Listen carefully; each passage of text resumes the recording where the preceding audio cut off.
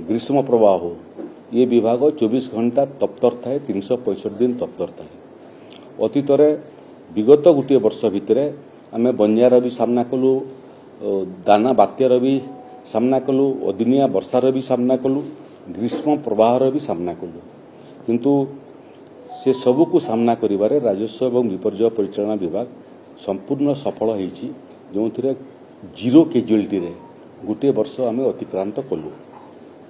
एबे पुणी मौसुमी आसिक पहुंची गलानी एवं एबे भी अदिनिया वर्षा एवं मौसुमी वर्षा एवं लघुचाप जनित वर्षा रे ओडिशार विभिन्न जगार मध्य क्षयक्षति होईछि। धान मंडी को आनिबा पूर्व, धान काटिबा पूर्व धान फसल मध्य बहुत जगार नष्ट होईछि, पनीपरिबा मध्य नष्ट होईछि। एवं ये बाबद रे 4 दिन तले मु 30टा जाक जिला कलेक्टर संगे समीक्षा बैठक करथिली एवं सेमानकु निर्देश देथिली जे 3 दिन भितर क्षयक्षतिर रिपोर्ट राज्य सरकार पाखु पठेबा पई। ये भितर आउ गोटे आइटम मध्य आमे प्राकृतिक विपर्ययर तालिकार पुरैछु 9 नंबर आइटम, जे अदिनिया वर्षा मध्य प्राकृतिक विपर्यय भाव में गणति हेबो, तार मध्य आमे क्षतिपूरण देबो एवं थरे देई सारिछु 291 कोटी टंका। विगत अदिनिया वर्षा रे लोकंकर क्षयक्षतिर क्षतिपूरण आमे देई सारिछु। एबे विभिन्न जगार झड़ तोफान कारण गरीब लोकंकर घरर खपर केउंटी टाइल्स केउंटी एस्बेस्टस उड़ी जाइतिला, तार मध्य क्षतिपूरण देवार प्रक्रिया आरंभ कर सारिलुनी। फसल नष्टर रिपोर्ट आम पाखे पहुंचवाटा आरंभ कलानी एवं फसल क्षयक्षतिर रिपोर्ट गोटे पर गोटे जिला आसुची एवं आज ठारू सेमानकर क्षतिपूरण राशि मध्य जिले में पहुंचब एवं सेटा 3 दिन 4 दिन भितर आवंटन होकर लोकों पाखक जीव।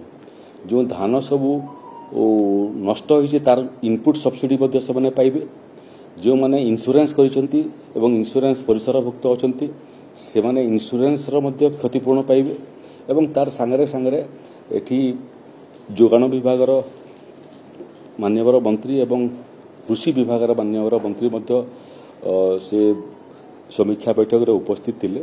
सेतिरे आमे निष्पत्ति करिछु जो धान उदा हेतिबो ताकू जो आधुनिक जंत्रपाति आमे संग्रह करछु एवं मार्केट यार्ड रे रखिछु, सेठे से धान को सुखेवा एवं से धान को बिक्री करिया पे मध्य राज्य सरकार प्रक्रिया आरंभ करि साइलेनी। एबे आगामी दिन रो मध्य जेहेतु मौसुमी पहुंची आसिलानी एवं बहुत जगार तली अंचल रे पानी पसी आसे, ताकू मध्य पूर्वरु ठीक ठाक करिया पे नगर उन्नयन विभाग एवं पंचायती राज विभाग को मध्य निर्देश दिया साइलानी।